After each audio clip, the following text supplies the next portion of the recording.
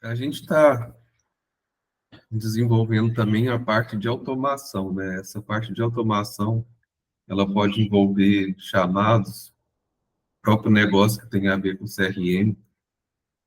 Então, quando você clica aqui nos três pontinhos, a gente consegue criar uma automação.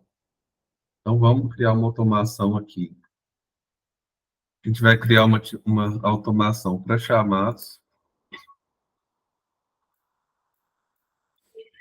Então, por exemplo, eu vou criar uma automação de ligação de agendamento.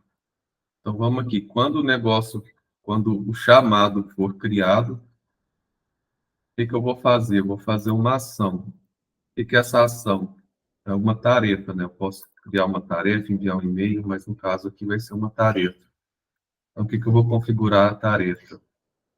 A tarefa vai ser uma ligação.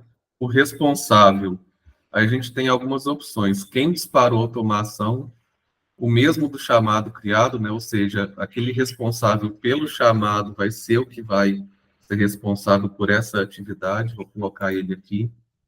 Previsão da conclusão. Então, vou colocar dias após a criação do chamado. Então, vou colocar 2 dias após a criação do chamado, ele tem que ligar para esse cliente para agendar a, a visita ou qualquer manutenção que for feita. Para cliente, para agendamento. Então, eu vou salvar aqui também, e eu vou habilitar essa automação, vou salvar novamente. Pronto, ela está habilitada. Então, o que acontece? Se eu criar uma nova, vamos criar aqui do zero, um novo chamado, troca, troca de disjuntor. Vou colocar como responsável o Iago dessa vez. Então, troca de disjuntor, vou criar o chamado. Então, a gente tem um chamado agora de troca de disjuntor.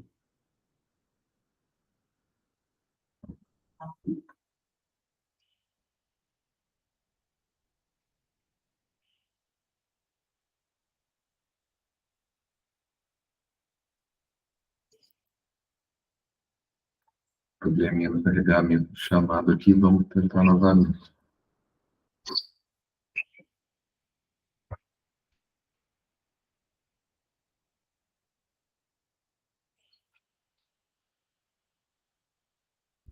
Está vendo que criou uma tarefa escrito ligação, já com o Iago como responsável, porque na automação a gente colocou que o responsável do chamado será o mesmo responsável da tarefa que foi criada na automatização.